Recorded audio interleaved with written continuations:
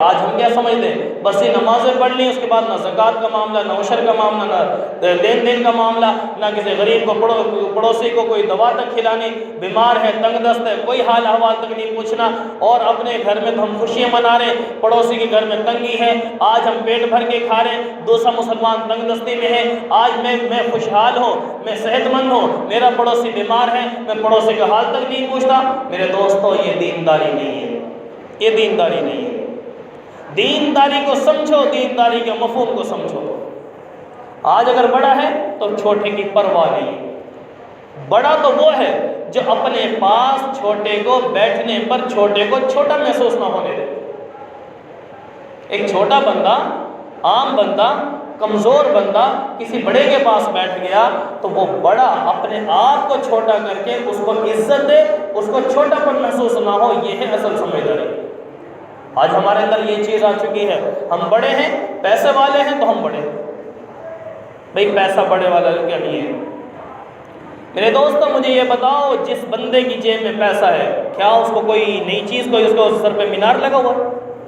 کیا اس کے سر پہ کوئی الگ سے کوئی ایسی چیز لگا دی گئی کہ بھئی یہ بڑا ہے؟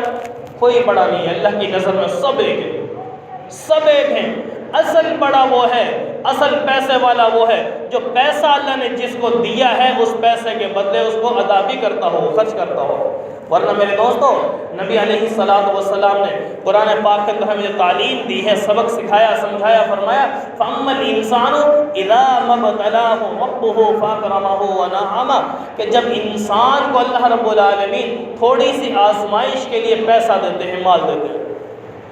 تیسرے پارے کی آیت پڑھ رہا ہوں میں، فَأَمَّا الْإِنسَانُ إِذَا مَا ابْتَلَاهُ رَبُّهُ فَأَكْرَمَهُ وَنَعَّمَهُ فَيَقُولُ رَبِّي أَكْرَمَنِ۔ جب بندے کے پاس تھوڑا سا پیسہ آتا ہے نا، پیسہ، تو بندہ کہتا ہے واہ جی واہ، میرے رب نے بڑی عزت کی مجھے، میرے رب کی بڑی رحمتیں آج کل مجھ پر، تو بڑا میرے رب کو میرے اوپر وہ یعنی احسان ہو رہا ہے، فضل ہو رہا ہے۔ اور وَأَمَّا إِذَا مَا ابْتَلَاهُ فَقَدَرَ عَلَيْهِ رِزْقَهُ، اور اگر فرماتے ہیں کہ دیکھو اگر بندے کا رزق تھوڑا سا تنگ کر دیا جائے، کھینچ لیا جائے، تو آگے سے کیا کہتا ہے؟ فَقَدَرَ عَلَيْهِ رِزْقَهُ، میرا رزق تنگ کر دیا، فَيَقُولُ رَبِّي أَهَانَنِ، کیا رب کو میں ہی نظر آیا تھا؟ فَيَقُولُ رَبِّي أَهَانَنِ، بندہ کہہ رہا ہے کہ میرے رب نے تو مجھے ذلیل کر کے رکھ دیا۔ یہ انسان کہتا ہے۔ اللہ فرماتے ہیں کلا، بندے ایسی بات نہیں، لا تکرمون الیتیم، تیرے مال کے چھننے کا سبب یہ بنا کہ تو نے یتیم کی عزت نہیں کی، یتیم کو حقوق ادا نہیں کیے۔ کلا بل لا تکرمون الیتیم ولا تحاضون علی طعام المسکین، کبھی تو کھانا خود بھی نہیں کھلاتا غریب کو اور دوسروں کو بھی ترغیب نہیں دیتا، یہ وجہ بنی تیرے مال چھیننے کی۔ اور وَتَأْكُلُونَ التُّرَاثَ أَكْلًا لَمًّا، اور کیا میراث تم ہڑپ کر جاتے ہو، میراث کھا جاتے ہو تم دوسروں کی، یہ سبب بنا تیرے رزق کی تنگی کا۔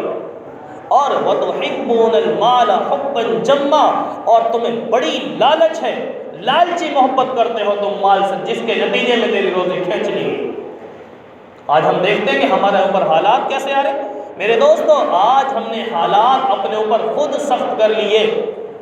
اللہ فرماتے ہیں کہ بندے تو میرے راستے میں نہیں نکالے گا، لَإِن شَكَرْتُمْ لَأَزِيدَنَّكُمْ، میرے راستے میں دیتا رہے، ان غریبوں کو ادا کرتا رہے، تیری روزی میں وہ برکتیں عطا کروں گا جو برکتیں صحابہ کو ملتی تھی۔ اور وَلَئِن كَفَرْتُمْ، اور اگر تو اس روزی کے اندر اس میں سے خرچ نہیں کرے گا، دوسروں کو حقوق ادا نہیں کرے گا، تو فرمایا وَلَئِن كَفَرْتُمْ إِنَّ عَذَابِي لَشَدِيدٌ، پھر میری پکڑ بڑی سخت ہے۔ آج میرا مسلمان اسی وجہ سے بنے، حالات کیسے بدلتے جا رہے۔ اللہ فرماتے ہیں وَتِلْكَ الْأَيَّامُ نُدَاوِلُهَا بَيْنَ النَّاسِ، یہ حالات کا بدلنا، یہ اللہ فرماتے ہیں میرے ہاتھ میں۔